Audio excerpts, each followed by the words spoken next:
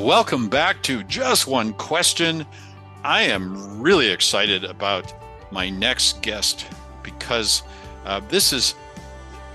he comes from a part of the world that thought leaders and public speakers and communicators really need to know more about. They don't know as much as they should. This is a fast-changing world. It's a fascinating one, and of course, it's the lifeblood of the communications world. What am I talking about? I'm talking about the publishing industry. Who am I talking to? Naren Aryal, who is the founder and CEO of Amplify Publishing Group, one of the pioneers of the hybrid publishing world, and we're going to talk about that, and a 20-year veteran of this fast-changing industry. So just the fact that he survived and indeed thrived for 20 years in this industry says a lot. And he's still got more hair than I do, so that's a real sign of success. Welcome, Naren. How you doing? Hey, Nick, I'm doing really well. Thank you for that. Yes, I got my start when I was 15 years old. It's amazing how young people start these days. So anyway, what are you excited about now in the hybrid publishing world? And if you wanted to annotate and just tell us a little bit about the hybrid publishing world, that would be great too. But what are you excited about? Sure. The hybrid publishing world, for those that may not know, is a business model that is somewhere between self-publishing on one hand and traditional publishing on the other. And what I'm really excited about is under the hybrid publishing model, we have the ability to create books that are editorially excellent, beautiful book packaging, and offer the same marketing and distribution, and in some cases, greater marketing and distribution than what the largest houses in New York are offering. We do this under a business model that is inverted from what the traditionals offer. Our authors contribute to production-related costs, but in exchange, they get the lion's share of book sale royalties. And it's a model that's growing in popularity. And I'm just so pleased to have been one of the early adopters in the hybrid world. Fantastic. And one of the debates I stumble into all the time is with clients and friends and colleagues and interested people who say, why should I publish hybrid versus traditional publishing? And you mentioned the inverted costs, which are just extraordinary. For anybody who's published a traditional book, you know that your royalties, if you earn back your advance, are going to be on the order of $2-3 a book, something like that. It's shocking when you learn how low they are. And so you mentioned the inversion of the financial relationship, but what else is going on with hybrid publishing that makes it different than the traditional publisher? So just fill us in a little more. Sure. So first, let me say that I'm a big fan, of course, of traditional publishing. There's a place for traditional publishing, and there's been a longstanding place for traditional publishing. I'm also a fan of alternative pathways to publishing, including self-publishing. And so for us, what I'm most excited about is the ability to get to market quickly. The traditional cycle is probably twice as long as the hybrid cycle. The ability for the authors to really control their messaging. In addition to having intellectual property ownership, they get a say, final say actually, in terms of things like cover design, final editorial questions. And so for the right author who's interested in going into market with a company, and there are others, we're not the only ones, that have a lot of experience creating high quality books, it's actually a very good pathway to publishing that is gaining steam as we continue here. We've been doing this for 20 years, as I mentioned. The last 5 have really been focused on thought leadership titles, and that's how you and I have actually gotten to work together on a few projects. That's right. So that's in a nutshell what I'm most excited about in terms of the world of hybrid publishing. Yeah, that's fantastic.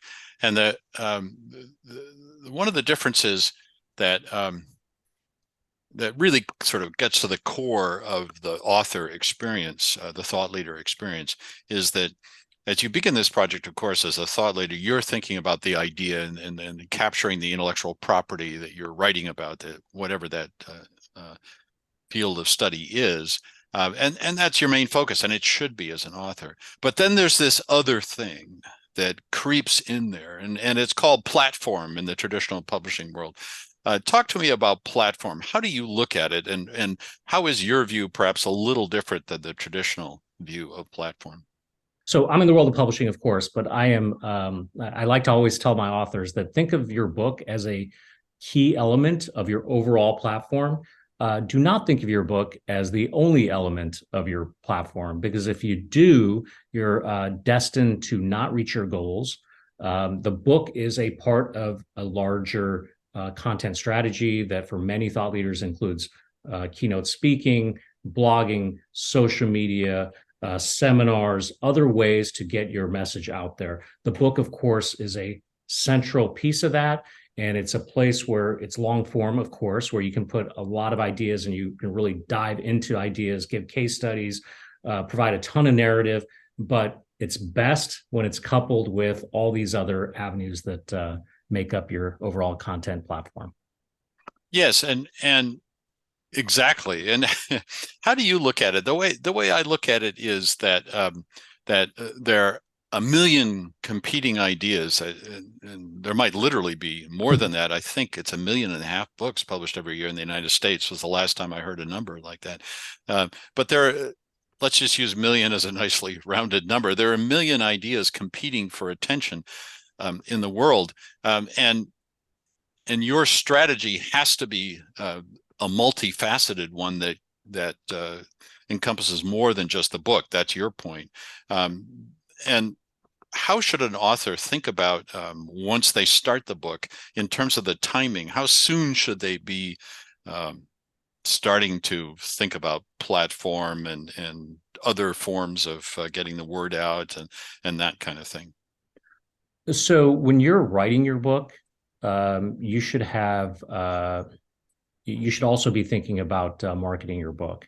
And so when you're writing a book, you should consider who's the target audience. You and I have heard this before where somebody will say, "Hey, Nick, I got this incredible book idea. Everyone's going to love it." Does Right? your heart sink like mine when you hear those words?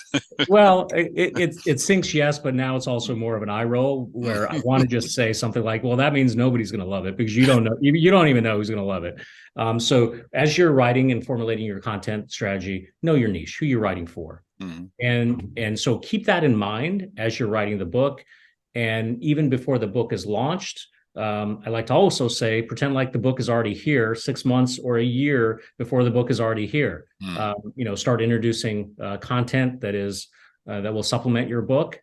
Start cultivating your audience, and then when the book is finally here and you're ready to make that ultimate ask, it is a warm ask as opposed to a cold ask. You've done the legwork to cultivate your audience.